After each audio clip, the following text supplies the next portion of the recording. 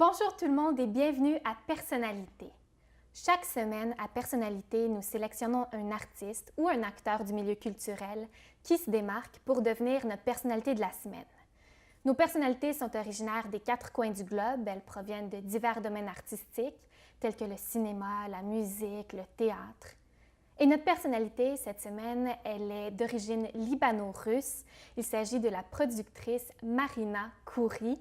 Elle a œuvré dans les domaines de la télévision, de la publicité, du documentaire, de la fiction, un peu partout à travers le monde. Et après avoir travaillé pour la célèbre chaîne de télévision arabe NBC à Dubaï, pour le Cirque du Soleil, pour le centre de production Andrei Konchalovsky et pour les studios Félix et Paul, eh bien, elle crée sa propre maison de production à Montréal en 2012, Marina Motion Pictures. Elle a produit plusieurs courts-métrages, dont Les Revenants, Follow Me, Au gré du vent, et elle est aujourd'hui avec nous en studio. Marina, bienvenue à Personnalité. Merci beaucoup, je suis contente d'être avec vous. Dis-moi, ton parcours, j'aimerais que tu m'expliques comment tu as commencé à entrer dans le métier.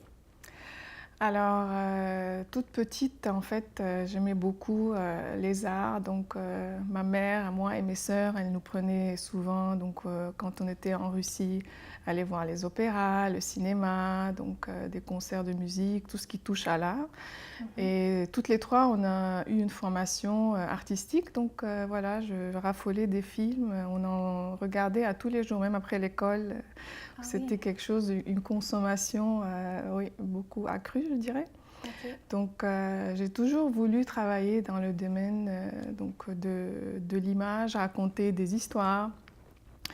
Et puis, j'ai fait des études de cinéma au Liban. Puis après, vu que je suis russe, donc j'ai travaillé avec beaucoup de Russes. Donc, j'ai eu la chance de rencontrer Andrei Konchalovsky. Donc, ça a été une grosse découverte pour moi parce que c'est un génie du cinéma. Qu'est-ce qui t'a appris? Beaucoup de choses. Ouais, c'est être soi-même en fait, toujours être soi-même, n'avoir pas peur de prendre des défis et de raconter ce qu'on veut, voilà. Okay. C'est ça, il est quelqu'un de vraiment très solide dedans, très créatif. Il a une approche très sensible et authentique pour la musique. Lui, il participe à chaque étape, donc il est dans la production, il est dans la décoration, donc quand il prépare le concept artistique, puis vu qu'il a étudié la musique aussi, donc il a fait le conservatoire, donc il connaît très bien ça. Donc, c'était tous les éléments comme ça qu'il préparait très soigneusement, et c'est un maître de son genre. Donc, tu l'as rencontré et ensuite, qu'est-ce qui a fait que tu t'es dirigée vraiment vers la production? Alors, ça s'est passé comme ça, je dirais, naturellement. Okay. Donc, j'ai travaillé dans le montage parce que j'aimais aussi participer à la création, donc mettre des images ensemble. Puis après, ça a évolué. J'ai voulu aller dans la réalisation. J'ai fait 2-3 projets moi-même, mais j'ai pensé que je suis mieux derrière la caméra, donc à l'organisation. Et c'est là que je me suis trouvée à vraiment contrôler toutes les étapes de la production. Et j'ai adoré ce processus parce que je voulais être aussi un petit peu partout. Et ça m'a aidée. Donc dans la production, on est un peu partout. Oui, et tu as beaucoup voyagé. Tu as habité au Moyen-Orient, en Russie, en Allemagne, en Suisse. Tu parles plus de 7 langues. Qu'est-ce que ton bagage culturel t'a apporté concrètement? C'est une question vaste. Je me regarde pas, parce que pour les autres, c'est clair que c'est un bagage très grand. Et moi, j'ai grandi dans cet environnement-là, donc avec le russe et le libanais. Puis je pense que c'est une ouverture, j'ai une ouverture plus aux gens, une compréhension. Je juge moins si tu veux, je leur parle au même niveau, donc surtout que j'ai vécu au Liban, donc c'est un milieu un peu rough avec la guerre et tout ça. Donc, est-ce que ça peut te donner une certaine profondeur dans ton travail d'avoir vécu dans ce milieu-là? Le milieu oriental ou... Oui, d'avoir vécu des événements plus difficiles dans certains pays. Ben, c'est clair que j'ai toujours envie de raconter des histoires de gens qui sont, je dirais, plus démunis que d'autres, des gens que leur voix n'arrive jamais, disons, nulle part. Donc, du coup, c'est pour ça que mon choix des films que je fais, c'est toujours des gens qui ont besoin de porter leur voix quelque part pour se dire qu'est-ce qu'ils veulent changer. Donc, changer des concepts, changer le monde, si on veut. Est-ce que tu penses justement qu'on peut changer le monde avec des films? On peut changer des concepts et on peut réfléchir plus souvent. Donc, si on met le doigt sur certaines problématiques, donc ça aide les gens à réfléchir et du coup, peut-être d'une certaine façon, comme moi, j'ai une attitude un peu humaniste et j'essaie de la faire parvenir à d'autres qui n'ont pas les moyens de voir ça ou de toucher à ces milieux, de toucher à ces sujets, à ces problèmes, vu que voilà, je viens de deux mondes différents, je dirais. Donc j'englobe tout ça, revenant à ta question, qu'est-ce que ce bagage culturel, voilà, en effet. Donc ça, c'est une partie de moi, donc, et je sais pas comment... c'est pas divisé, je veux dire. Ça m'a forgée en tant que personne. Et en tant que productrice, je dirais que c'est une force parce que j'écoute plus les personnes. Donc, j'écoute mon équipe, je suis plus à l'écoute de la personne. Marina, on va s'arrêter pour une courte pause et puis on va reprendre la discussion tout de suite après. Alors, restez là, on regarde tout de suite un extrait d'un film produit par Marina.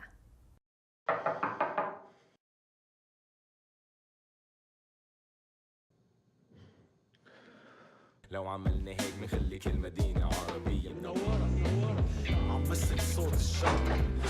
لقد علمنا الآن أن الخلايا المتمردة التابعة للدولة الإسلامية قد شنت قصفاً على عدد من المباني في عاصمة البلاد دمشق. مفقودة؟ ما يعني ماذا؟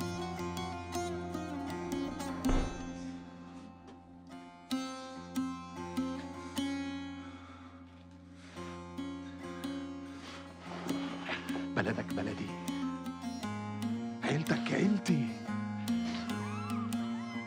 فكرني نكرت أصلي.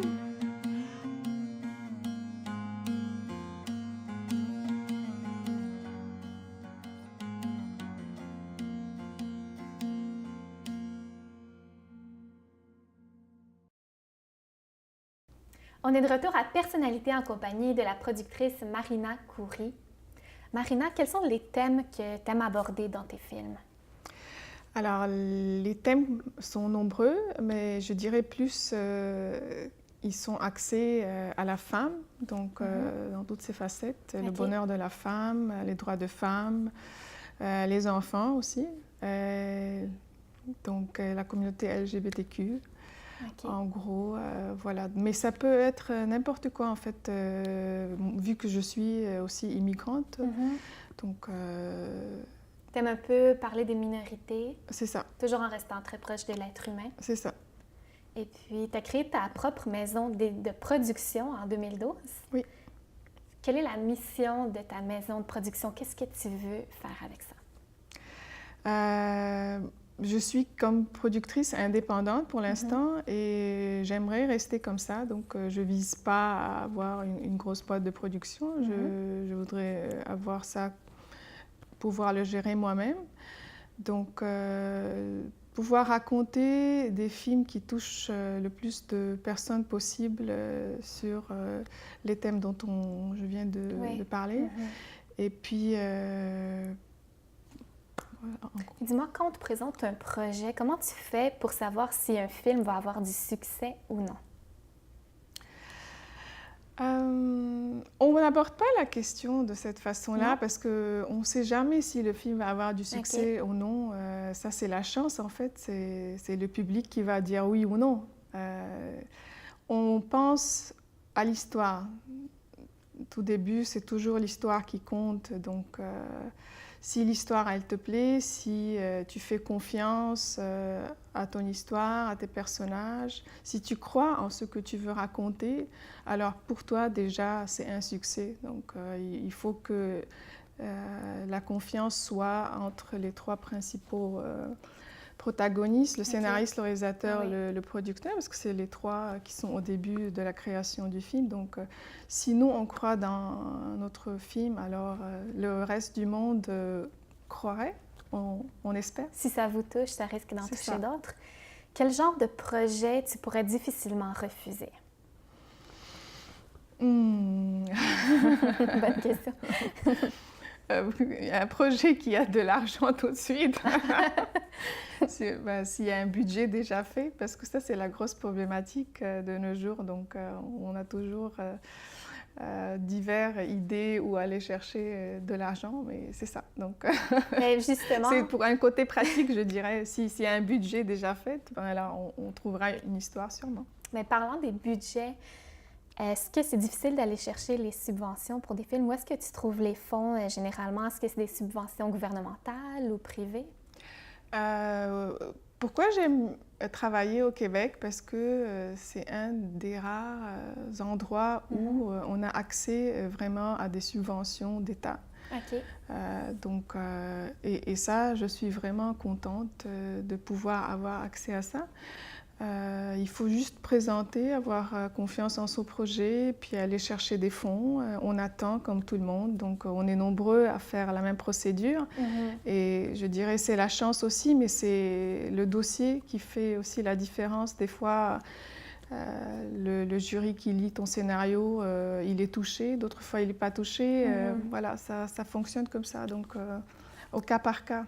Mais normalement, je crois qu'il est plus facile d'obtenir des subventions quand on a un réalisateur qui est bien connu. Est-ce que c'est une prise de risque d'aller chercher des réalisateurs émergents comme tu le fais notamment?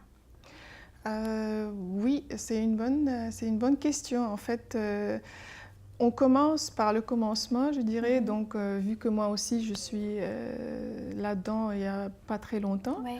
Donc, on essaye de faire un dossier assez solide dans le sens que, voilà, le point de vue du réalisateur, sa note créative et tout ça, que ça soit solide. Donc, on est tous là-dedans et on commence tous comme ça. Il y a beaucoup de jeunes producteurs émergents, réalisateurs dans les 5-10 dernières années qui ont commencé pareil. Ouais. Et donc, ils ont eu la chance et l'opportunité d'avoir un financement, disons, pour un long métrage. Et puis, une fois qu'ils ont été vus et connus, donc la visibilité entraîne une autre visibilité. Et pour le prochain projet qu'ils vont faire, ça va être plus facile. Donc, c'est ce qu'on essaie aussi de miser sur ça, en fait, avec les courts-métrages qu'on fait. C'est une formule qui est très courante à tout le monde. Donc, on fait des courts-métrages, c'est la recette. Ouais. Ils s'en vont dans un plus large nombre de festivals. Et par la suite, donc, tu déposes à nouveau pour avoir une autre subvention et puis tu fais un long métrage et ainsi de suite. Voilà. OK. Est-ce que tu es capable de produire un film sans fonds d'aide, par exemple avec des bénévoles ou des réalisateurs qui veulent produire un premier film? Oui, je ne vais pas te mentir, j'en fais encore et je pense que tout le monde en fait. Je me permets de le dire parce que sinon, ça ne peut pas fonctionner. Donc, on a envie de faire des films. On ne peut pas attendre toujours après les subventions, vu que ça prend du temps. On a une subvention, on peut faire un film. Mais sinon, entre-temps, on fait aussi d'autres projets avec des moyens qu'on peut. Donc, moi, j'ai des contacts aussi en Europe et en Russie avec des gens qui sont intéressés à collaborer avec moi. Donc, des fois, j'ai recours à leur financement. Donc, ça, c'est un push. Sinon, ici aussi, avec des collaborateurs et des équipes avec qui tu as déjà travaillé, puis avec qui tu as confiance, ils acceptent de travailler comme bénévole, si tu veux. Et franchement, il y a de très beaux projets qui sont sortis et qui sortent toujours de ce genre de collaboration. Marina, on doit s'arrêter pour une courte pause. Alors, on regarde un court extrait d'un de tes films que tu as produit et on se retrouve après la pause. Restez là.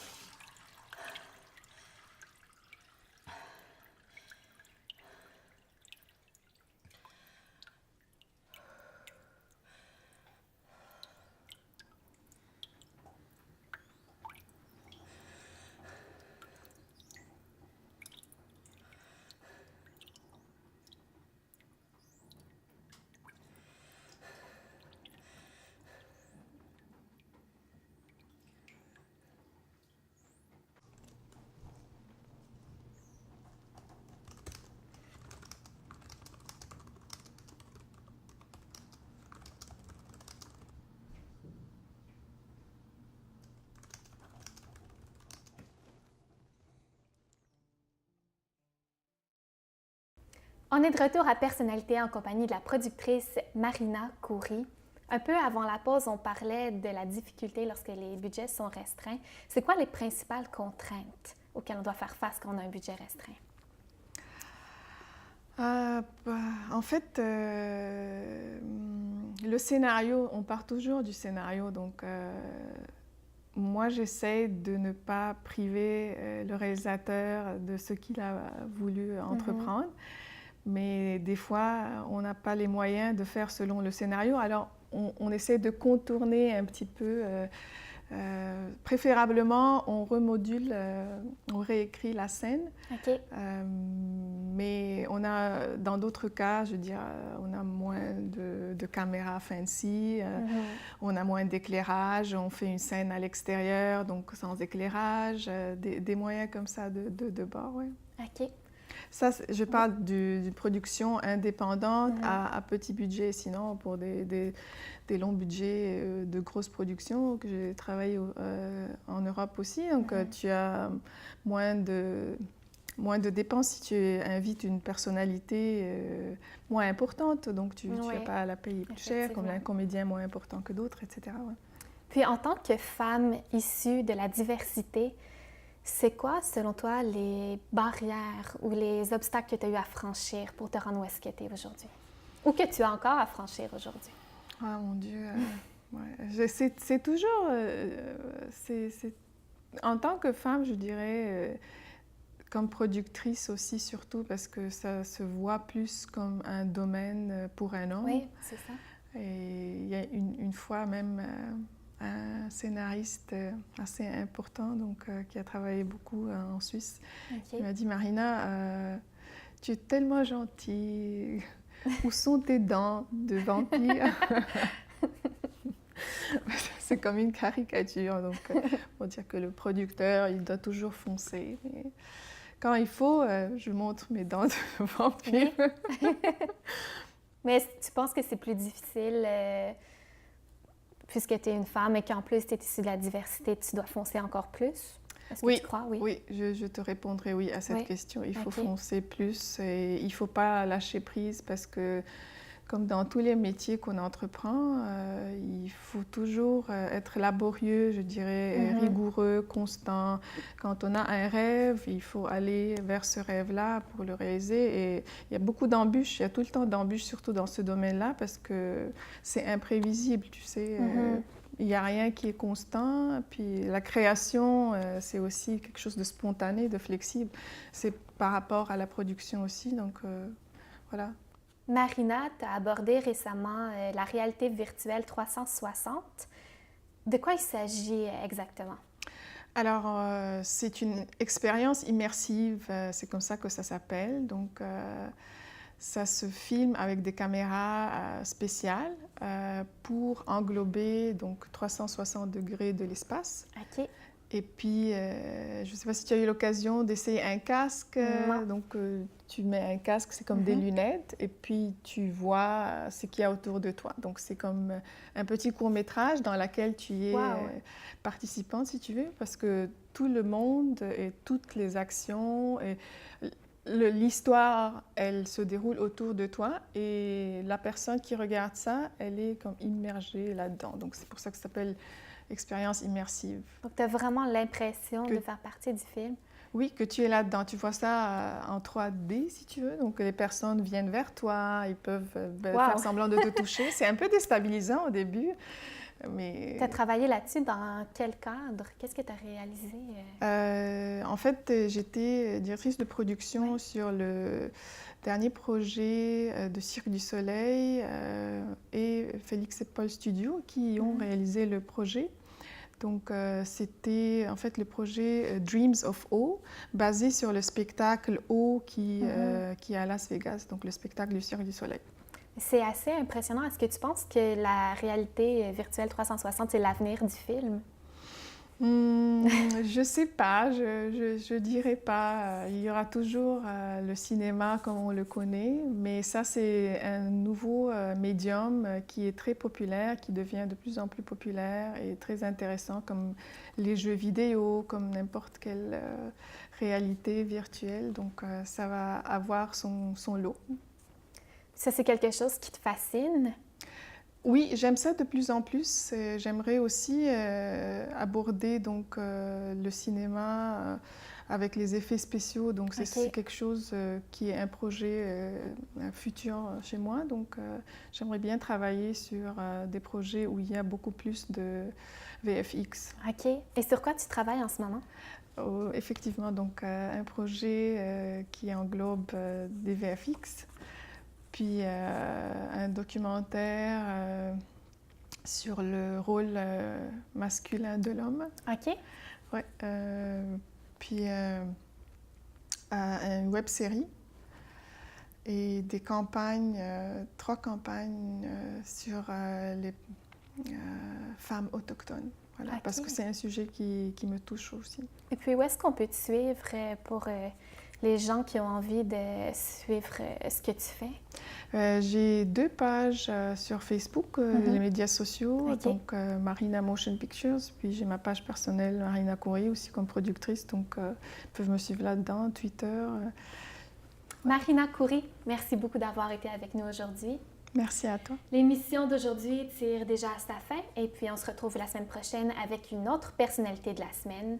D'ici là, si vous souhaitez revoir l'entrevue d'aujourd'hui avec Marina ou regarder les épisodes précédents de Personnalité, vous pouvez vous rendre sur la page de icitélévision.ca. À bientôt tout le monde!